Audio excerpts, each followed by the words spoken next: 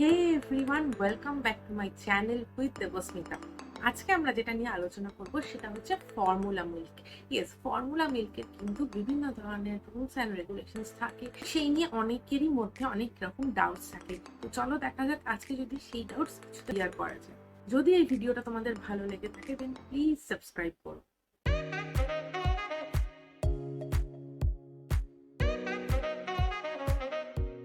তো প্রথম প্রশ্ন হচ্ছে, ফর্মুলা মিল্ক আমরা কবে শুরু করতে পারি?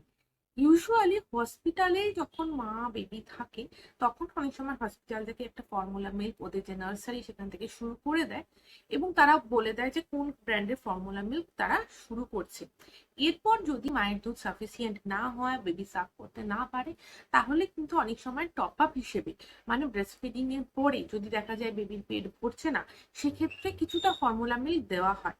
যেসব মায়েদের একদমই মিল্ক হচ্ছে না এবং বেবি ফিড করতে পারছে না, বেবি হাংরি থাকছে, সেক্ষেত্রে কিন্তু ফর্মুলা মিল্ক ইন্ট্রোডিউস করিয়ে দেওয়া হয় আর্লি। আর যদি তা না হয়, অনেকে যখন মারা জব জয়েন করে ব্রেস্ট ফিড বা পাম্পিং করাতে পারে না, সেই সময় ফর্মুলা মিল্ক ইন্ট্রোডিউস করে। আবার অনেকে 6 মাসের পরে গিয়ে ফর্মুলা মিল্ক ইন্ট্রোডিউস করে। কিন্তু এই ব্যাপারে কিন্তু একটা কথা সবসময় মনে রাখতে হবে, ব্রেস্ট মিল্কের সাবস্টিটিউট কিছুই হতে পারে না, কারণ ব্রেস্ট মিল্কে যা যা নিউট্রিশন এবং অ্যান্টিবডিজ থাকে তা কিন্তু ফর্মুলা মিল্ক ক্লোজেস্ট হলেও কোনোদিনই পুরোপুরি থাকতে পারবে না। সেই জন্য বলা হয় ব্রেস্ট ফিড যতদিন অবধি করানো যায় অ্যাটলিস্ট 1 বছর তো ভীষণ ভীষণ উপকারী। নেক্সট হচ্ছে কতটা ফর্মুলা মিল্ক আমরা দেব। এবার ফর্মুলা মিল্ক হোক বা ব্রেস্ট ফিড হোক, দুটোই কিন্তু বাচ্চাদের ফিড অন ডিমান্ড করানো উচিত। বাচ্চা যখন একদম ছোট থাকে, মানে নিউবর্ন টু 1 মান্থ স্টেজ, তখন ইউজুয়ালি ওরা 2 to 3 আওয়ার্স গ্যাপে গ্যাপে খায় এবং কতটা খাবে সেটা কিন্তু আপনারা আপনাদের বাচ্চাকে খাওয়াতে খাওয়াতে বুঝবেন। যেমন আমার বেবি একদম যখন ছোট ছিল, জন্মের পর পর 30 ml ওকে অফার করা হতো, ও কিছুটা খেত কিছুটা খেত না, এবং তারপরে আস্তে আস্তে 60 ml, 90 ml এবং এভাবে বাড়তে বাড়তে থাকে। তো আপনার বাচ্চা কতটা খেতে পাচ্ছে সেটা আপনি অফার করে বুঝবেন। কম থেকে শুরু করুন, যদি খেয়ে ফেলে তাহলে আরো দিন, এইভাবে আস্তে আস্তে কিন্তু কোয়ান্টিটিটা বাড়াতে হবে। নেক্সট হচ্ছে ফর্মুলা মিল্ক আমরা কিভাবে তৈরি করব। তো ফর্মুলা মিল্কের জন্য যেগুলো লাগে তৈরি করতে, একটা হচ্ছে স্টেরিলাইজড ওয়াটার আর আরেকটা হচ্ছে মিল্ক। এই দুটোই কিন্তু আমাদের মেইন কম্পোনেন্ট। এবার অনেকে গরম জলে তৈরি করে আর অনেকে ঠান্ডা জলে তৈরি করে। হ্যাঁ, দুভাবেই কিন্তু তৈরি করা যেতে পারে, গরম জল এবং ঠান্ডা জল। ঠান্ডা জলে গোলা যায় না এরকম কোনো কনসেপ্ট নেই, কনসেপ্টই ভুল। অনেকে গরম জলের টেস্ট লাইক করে, অনেকে প্রথম থেকেই ঠান্ডা জল খায় বলে ঠান্ডা জলের টেস্টই লাইক করে। যেমন আমার বেবিকে হসপিটালে যেহেতু ওরা ঠান্ডা জলে খাওয়াতো, ওটা যদিও ডিসেম্বর মাস, আমিও কিন্তু বাড়িতে এনে সেম প্রসেসে একদম রুম টেম্পারেচারের যে ওয়াটার, তখন রুম টেম্পারেচার মানে বুঝতেই পারছো বেশ ঠান্ডা, ওই জলে কিন্তু আমি ফর্মুলা মিল্ক প্রথম থেকে খাইয়েছি এবং সেই জন্য গরম জলে বা উষ্ণ জলেও ফর্মুলা মিল্ক কিন্তু একদম খেতে পারে না। কিন্তু অনেকেই বেবিদের প্রথম থেকে উষ্ণ জলেই খাওয়ায়, তো সেটাও প্র্যাকটিস করা যেতে পারে। অফকোর্স দেখতে হবে জিনিসটা যেন বেশি গরম না হয়। তো স্টেরিলাইজড ওয়াটার, সেটা গরম বা ঠান্ডা অ্যাজ পার ইউর চয়েস।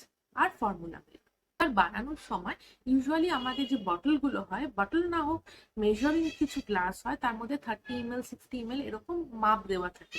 তো আমরা 30 ml জল নেব, না কম না বেশি, 30 ml জল নেব এবং 30 ml জলে 1 স্কুপ অফ পাউডার। কোন স্কুপ? যেই ফর্মুলা ইউজ করছি তার ভেতরে যে স্কুপ দেওয়া হবে অবশ্যই সেই স্কুপ। এক ব্র্যান্ডের জন্য আমরা আরেক ব্র্যান্ডের স্পুন কিন্তু ইউজ করব না। সাপোজ এনফামিল ইউজ করছি, এনফামিলের ভেতরে যে স্পুন দেওয়া আছে সেটা। যদি ন্যান ইউজ করি, ন্যানের ভেতরে যে স্পুন দেওয়া আছে সেটা। এবং ফর্মুলাটা সবসময় একই থাকে, 30 ml জলে 1 স্কুপ অফ পাউডার। সেটা দিয়ে ভালো করে ঝাঁকিয়ে বাবলস গুলো চলে গেলে আমরা ফিট করাতে পারি। নেক্সট হচ্ছে কিভাবে ফিট করব। বটল ইউজ করা যেতে পারে, বাটি চামচ ইউজ করা যেতে পারে, কিংবা এজোল যে ঝিনুক তা ইউজ করা যেতে পারে। অনেকে খুব ছোট বাচ্চার জন্য অনেক সময় ড্রপারও ইউজ করে থাকে, বাট দ্যাট ইজ অফকোর্স ভীষণ টাইম কনজিউমিং। একটা জিনিস কিন্তু খেয়াল রাখা উচিত, সেটা হচ্ছে যখনই আমরা ছোটদের ফর্মুলা ফিট করাবো, সবসময় আগে ব্রেস্ট মিল্ক অফার করা উচিত, তারপর বটল ফিট করানো উচিত বা বাটি চামচে দেওয়া উচিত, না হলে কিন্তু ফর্মুলার হ্যাবিট হয়ে যায় এবং সেটা কখনোই ছাড়ানো যায় না। নেক্সট হচ্ছে, একবার ফর্মুলা বানিয়ে আমরা কতক্ষণ স্টোর করতে পারবো।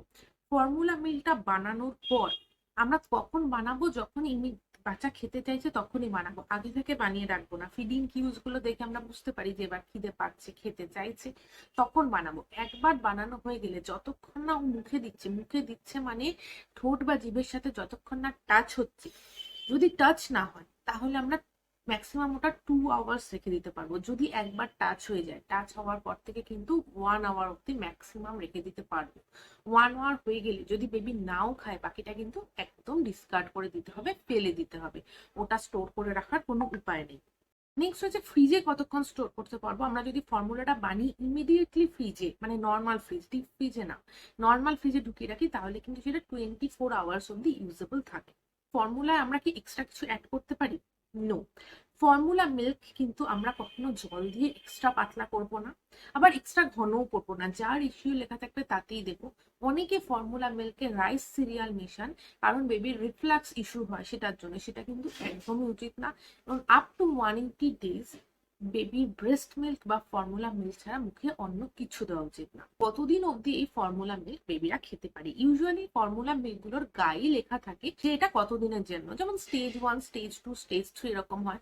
ইউজুয়ালি স্টেজ 1 গুলো একদম নিউবর্ন বেবি থেকে 6 মান্থস, তারপরে হয়তো 6 মান্থ থেকে 12 মান্থস এভাবে যায়। তো যত স্টেজ 3 18 মান্থস অব্দি হয়, সে 18 মান্থস অব্দি খেতে পারবে। এটা কমপ্লিটলি ব্র্যান্ডের ওপর ডিপেন্ডেন্ট। তবে হ্যাঁ, 1 বছরের পর থেকে আস্তে আস্তে ফর্মুলা মিল্ক অফ করে কাউ মিল্কে শিফট করাটাই কিন্তু বেটার, যদি বেবি হজম করতে পারে তবে। ফর্মুলা মিল্কের সাথে কি কোনো রিস্ক অ্যাসোসিয়েটেড আছে? ফর্মুলা মিল্ক একটা ফরেন অবজেক্ট, বেবির জন্য সবসময় ব্রেস্ট মিল্কই কিন্তু সব থেকে ভালো। তো সেই জন্য কিছু রিস্ক তো থেকেই যায়, but this is next best to breast milk. সেই জন্য বেবিদের আগেকার দিনে অনেক সময় কাউ মিল্ক, গোট মিল্ক এসব পাতলা করে দেওয়া হতো বিফোর 6 মান্থস আর বিফোর 1 ইয়ার। সেটা কিন্তু একদমই উচিত না। সেগুলোর তুলনায় কিন্তু ফর্মুলা মিল্ক অনেক অনেক বেশি সেফ অ্যান্ড সাইন্টিফিক।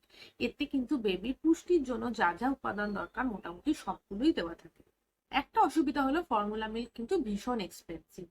যে কোনো ব্র্যান্ডই আপনি ভাবুন, ফর্মুলা মিল্ক ইজ এক্সপেন্সিভ, এবং এটা ওই একটু বেশি বানিয়ে ফেললাম তাহলে কিন্তু আমাদের ফেলে দিতে হয়, ওয়েস্ট হতেই থাকবে, যেটা কিনা ব্রেস্ট মিল্কে কিন্তু হয় না। আরেকটা মেইন জিনিস হচ্ছে স্টেরিলাইজেশন। ফর্মুলা মিল্ক ইউজ করলে কিন্তু প্রত্যেকটা পার্ট, মানে বটলের প্রত্যেকটা পার্ট খুলে খুলে ভালো করে ওয়াশ করে স্টেরিলাইজ করাটা ভীষণ জরুরি। নাহলে কিন্তু ব্যাকটেরিয়া ফর্মের চান্স থেকে যায় এবং সেখান থেকে হতে পারে ইনফেকশন। আর ফর্মুলা স্টোর করার সময়ও কিন্তু আমাদের খুব ভালো করে খেয়াল রাখতে হবে। ফর্মুলা আইদার আমরা যেই কৌটোয় আসি, যদি কৌটোয় আসে তবে সেই কৌটোটায় স্টোর করতে পারি, কারণ সেগুলো এয়ার টাইট হয়। না হলে যদি সেরকম কিছুতে না আসে, পাউচে আসে, তাহলে কিন্তু অফকোর্স একটা এয়ার টাইট কৌটোর মধ্যে ঢেলে রাখতে হবে। কোনো রকম হাওয়া লাগানো যাবে না, কোনো রকম ভিজের চামচ কিন্তু ওই কৌটোর মধ্যে রাখা যাবে না, তাহলে কিন্তু পুরোটাই নষ্ট হয়ে যাবে। এবং ফর্মুলা মিল্কের কৌটোর গায়ে লেখা থাকে ওটা ওপেন করার কতদিনের মধ্যে শেষ করতে হবে। তার মধ্যে যদি শেষ নাও হয় তাহলেও কিন্তু পুরো কৌটোটাই ডিসকার্ড করতে হবে। এক্সপায়ারি ডেটের ব্যাপারে খেয়াল রাখাটা কিন্তু ভীষণ ভীষণ ইম্পর্টেন্ট। তো আমি চেষ্টা করলাম ফর্মুলা মিল্ক রিলেটেড অনেকগুলো কোয়েশ্চেনের অ্যান্সার দিতে। তোমরা কমেন্টে জানো আর কি কি ব্যাপারে জানো। যদি এই ভিডিওটা ভালো লেগে থাকে দেন প্লিজ ডু সাবস্ক্রাইব দিতে। তো পাশে তো ভালো থেকো, টেক কেয়ার অ্যান্ড বাই।